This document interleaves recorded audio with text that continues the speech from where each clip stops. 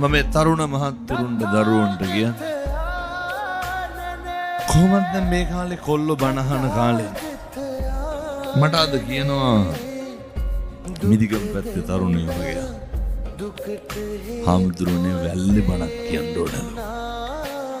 මේ කොල්ලෝ බණ අහනවා මේක ධර්මයේ ආශ්චර්ය. අහලා තියෙන්නේ අර සම්දිට්ඨිකෝ ධර්මයේ ගුණ කියවෙන තැන කියනවා සාන්දෘෂ්ටිකයි. ධර්මයේ ගුණ ස්පනා පිට ප්‍රතිඵල එළවන සුළුයි. තරුණ මහත්තුරු කියනවා හාමුදුරුවනේ ජීවිතය ආපු පළවෙනි බණ ඉඳගෙන. කොල්ලෝ කියනවා හාමුදුරුවනේ මෙතෙක් කල් වැරදි කෙරුවේ. මම මොනවාද? මේ තින්නතර කෝටු කෑලි වගේ ඇඟවල් තියාගෙන නිකන් 50කට විතර ගහන්න කතා කරන පැටව. මේ පොඩි කොල්ලෝනේ දෙපැත්තෙන් අල්ල ඇඹරියා කියනවා. ගැහුවොත් එහෙම දෙකට ගන්නවා. කටවල්ලේ වුණාට. ඒ කොල්ලෝගේ සාප්පුවල දැන් බැලුවොත් තියෙන දුංගල බලුවක විතර වුණාට. මේ කොල්ලෝ පුදුම විදියට මේවට ඇබ්බැහි වෙනවා.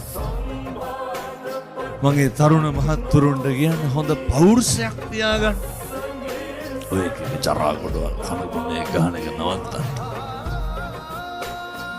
හොඳ අභිමානයක් තියාගන්න. එක එක්කෙනාගේ පස්සේ යන්න එපා. බීඩි සිගරට් ගංජා උඩු අයිස් වලට ඇබ්බැහි වෙච්ච අපේ තරුණ මහත්තුරුන්ගෙන් මං අහන්නේ තරුණයන්ට මේක වළක්වා ගන්න ඕනේ. උමනාව තියනවා මේකෙන් මගහැරෙන්න ඕනේ. මේකෙන් මිදෙන්න ඕනේ. ඇත්තන්ට කොහොම වැරදුනේ ඇයි? ඇසුරම බලපෑවි වෙනවා. යාළුවමයි කෑවේ. රාත් 10ට 11ට 12ට ගෙදරට කොල්ලොන්ගෙන් ඇහුවොත් එහෙම අන්තිමේට කවද්ද අම්මා තාත්තා එක බත් කෑවේ කියලා මතක නෑ දන්නේ.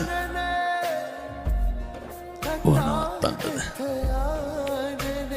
ඔය මාමුස්පේන්තු ජීවිතයක් ගෙවලා තියෙන මෙච්චර කාලයක්. තුම විදිහට මෙහෙම කියනකොට කොල්ලෙක් මට කියනවා හාමුදුරනේ නවත්තන්න අමාරුලු සික්ලු දැන්. ඒ කොල්ලා දැන් ඇතුලේ මේ දවස්වල අහුවෙලා මාස 6කට ගිහිල්ලා. මම දැන් පැටිය එනකන් ඉන්නේ ඇතුලේ කොහොමද සික්කේ කඩාගත්තේ කියලා අහන්නේ. ඇතුලට කිව්වොත් එහෙම දැන් ඉන්න බෑ වෙවුල්නවා කිව්වොත් එහෙම මොකද කරන්නේ? එහෙම ජේල මහත්තුරු ඇවිල්ලා මම තඩි ගහනවා මිසක් වෙන මොනවද කරන්නේ? ඇතුලේ සික් නැහැ. කුක්කෝ වගේ මෙහෙට ආපහා උදේට ටොයිලට් යන්න බෑ බීඩියක්. පොඩි කොල්ලෝ සාප්පුවල බීඩි මිටි පිටි. බිල්දින් ලැජ්ජා බෑ. ගන්ධස්තර බෑ බීඩි කොහෙද? කොල්ලෝ උනාම හොඳ පෞරුෂයක් තියෙන්න බෑ. හොඳ පිරිමෙක් වගේ අභිමාණයෙන් ඉන්න බෑ. සල්ලි හම්බ කරන්න ඕන. අම්මා තාත්තා බලා ගන්න ඕන. කොල්ලෝ වුණාම එහෙම වෙන්න ඕනේ. සහෝදරයන්ට බලන්න ඕනේ. සමහර තරුණෝ ඉන්නවා අවුරුදු 27යි 28යි. මෙච්චර කාලයක් මොකද කරේ කියලා අපම බ්‍රේස්ලට් එකක් හදාගෙන නැහැ දාගන්න. බලනකොට හැම එකෙකා ගිහිල්ලා එකෙකාගේ වැඩ නෙමෙයිද කරන්නේ. ගෙදර කිසි වැඩක් කරන්නේ තාම කුස්සියට ලෑලි ගහලා ටොයිලට් එකේ දොරට එක්ක ගෝණි පඩංගුවක් නැත්තම් තහඩුවකට රීප පටියක් ගහලා දැන් ගෙදර ඉන්න අවුරුදු 27 28 දඩබ්බර තරුණයෝ උන්ට කිසි ගාණක් නැහැ. අම්මා තාත්තා හම්බ කරන එකෙන් කාලා ඉන්නවනේ. ඔය හැන්දෑවට මොකෙක් හරි අල්ලගෙන ජරාවක්. මේ තරුණ ජීවිත අපරාධෙ පිනතුනේ. මගේ සත්පුරුෂ තරුණයන්ට කියන්නේ. හැබැයි ඒ කොල්ලෝ හරි හොඳයි. හරි හොඳයි. තරුණයන්ට මං කියන්නේ ඔය අපායින් මිදෙන්න. ලස්සනට ඉන්න. කුලී වැඩක් කරලා හරි කමක් නැහැ මහන්සියෙන් ජීවිතේ හදාගන්න. වචනෙන් පවා ක්වොලිටි එක තියාගන්න. ඒ ක්වොලිටි එක හරි වැදගත්.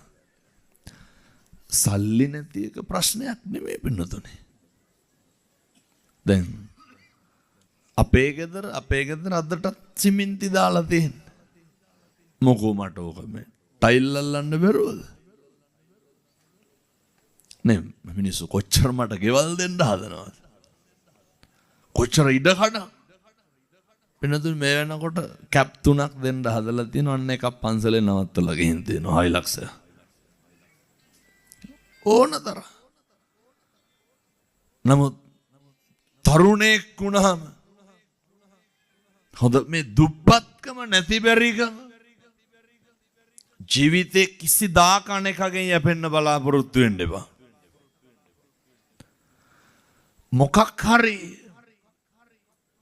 මනසින් පොහොසත් වෙන්න බුදුරු උගන්වන්නේ සන්තුට්ටි පරමන්දන අත්තිසුකේ තිබ්බොත් තමයි හැම් පුළුවන් වෙන්නේ. මේ කාටත් හොඳට සල්ලි තියෙන්න ඕනේ. මං කියන්නේ නිවන් යන්න කලින් හොඳට හම්බ කරන්න කියලා. හොඳට සල්ලි හොයන්න. මොනවාද කරන්න බැරි? භෝග සුඛේ තියෙන්න ඕන. කවුද මෙහෙම කියන්නේ? මේ බුදුවරු දේශනා කරන්නේ මිනිස්සු අනන සුඛ තියෙන්න ඕනේ. අන වජ්ජන මේ ණය නැතිකම තියෙන්න ඕනේ අපිට. මෙව්ව ගානේ ගෙවල් ගානේ ණය නැද්ද මිනිස්සු? බුදුම ණය කන්දක් නේ තියෙන්නේ.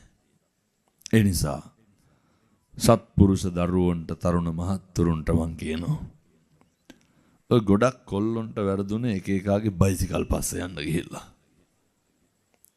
බයිසිකලේ පිටිපස්සේ නැගලා යනවා. තරුණයෝ එක්කහුව වෙන්න. මේ ගම් වලින් මත්ද්‍රව්‍ය අයින් කරලා දාන්න. කොල්ලෝ නම් කමක් නැහැ මේ ළමයි ඉන්න තාත්තලා. මස් කිලෝ එකක් ගෙදරට ගෙනල්ලා නැහැ. බිත්තරයක් ගෙනල්ලා නැහැ. වෙනද රස්සාව කරන්න ඕනේ. සමහරු දවල් 30ම නැහින්නේ. ඔය කාගේ හරි දලක් සුද්ධ කරලා ගිහිල්ලා මොකද කරන්නේ? ජීවත් වෙන්නෙම සමහරු බොණ්ඩනේ. එහෙම නෙමෙයිද? පින්නදුනේ මිනිස්සු වෙලා ඉපදුනාම මේකෙන් හොඳට වැඩ ගන්න. මේක අපරාධ.